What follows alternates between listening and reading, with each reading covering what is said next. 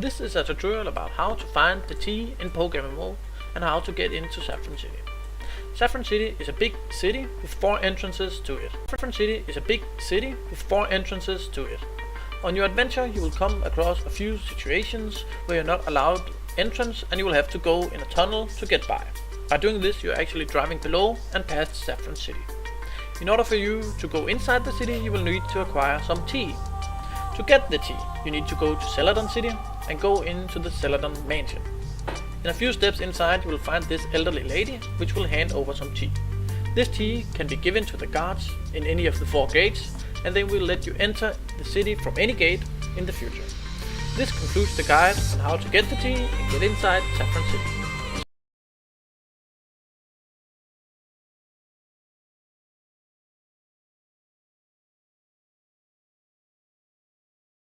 That we operate in public in survival mode, we'll be pretty nice to each other. Good morning. How are you? No one's gonna like run you off the road because you're a Democrat. They might run you off the road if you're a Trump supporter and you have that stick. But for the most part, we'll treat each other fairly well. But when you start to get to the underpinnings of what people actually believe, there's a lot more hatred here than you think. On both sides, and it's even from the center. It becomes apparent once you start to get to the underpinnings of the pillars which hold up people's beliefs. Do you think that's kind of why there used to be a rule that you don't talk about religion and politics at the table? Because when you start digging, like if you really pursue people's beliefs to the very ends of the earth, you do find out like people do fundamentally disagree because they have a different philosophical view. But if we don't constantly talk about this stuff, it's actually easier to get on with each other. It's true. Yeah. It's true. So, well, that used to be a thing in the workplace, and it used to be a thing, like you said, around the dinner table with family. You call your family in, and it's like, hey, we're all going to have dinner. We're not talking politics. We're not talking, right? These are the divisive issues, right? Love, politics. And, of course, that's what everybody's talking about all the time now. But with the internet, this was bound to happen. Now you can have ideologies which are exported and imported. And they can be exported and imported quickly. And so because of that, you can have, whole swaths of the population begin to move towards an ideology which they never would have before because there was no way to basically deliver it. But now there is. And so now it's a race for power. It's made the best ideology win.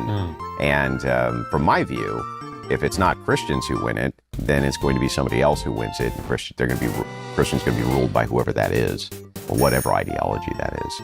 But if you think that I'm wrong, explain Hassan Piker, explain Vosh, explain the rise of communism in the United States and the brand new communist lens in which many leftist progressives are now looking. These are the most popular streamers. Well, I mean, that ideology was all but dead, but now it's reemergent through the technology of the internet and introduced to a whole new generation as being edgy and countercultural, just like it was the first time. Do you not think that the reason that we've seen this resurgence of communism as someone who comes from a country who sadly embraced it? Britain. Yeah, exactly. Yeah. No, that's not. We are I shouldn't laugh at embracing. my own joke, but it was a good one. Yeah, Anyway. we are embracing it, which is Venezuela. Do you not just simply think that people grasp for anything when things are getting particularly difficult? You mean for any type of ideology? Yeah. Sure, but what's difficult here? Well, the gap between rich and poor is ever widening. But you have a problem there, right? That's true. But people are still getting richer than they've ever been. It's like, when I think of a gap between rich people and poor people, if we go back 500 years or 1,000 years, the difference was you lived in a dung heap, and this guy lived in a castle. Now the difference is this guy lives in a castle and you live in a 3-bedroom apartment. It's like, it is true that the guy living in the castle is richer than the guy in the castle has ever been. But the reason you're not in a dung heap is because the poor are also richer than they've ever been. And so it's scalable. It's a matter. It's a matter of scalability. But show me in this country in the world where's all the starving people? Where are they? But it's all understood within context, isn't it, Andrew? It's comparisons. So people will go online, they will look at their life, they will see that they don't have a lot of money, somebody else is doing very well. Things like, for instance, a housing crisis, particularly in cities like New York, LA, etc. Yeah, so this is a strict materialist view.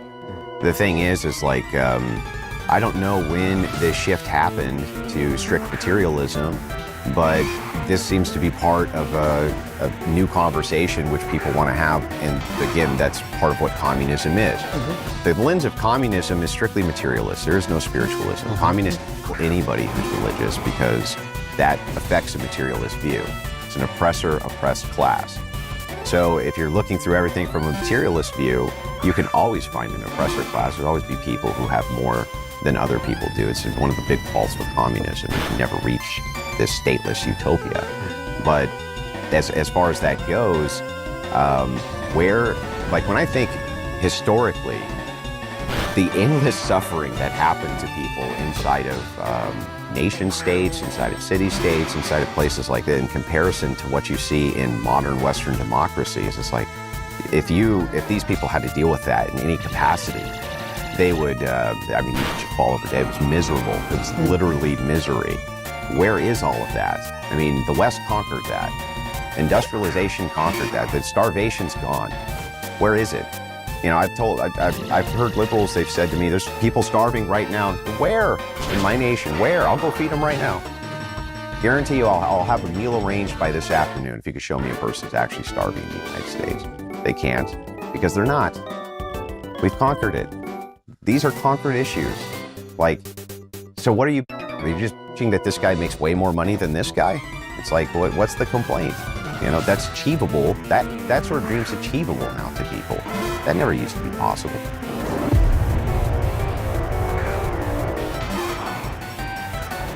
And I hope to debunk some of the myths that people think about feminists today and show that it is a very important cause, not just globally, but in the US and in the West.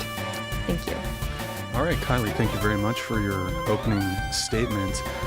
Andrew, if you'd like to give yours now. Yeah, just a second. Let me back up here.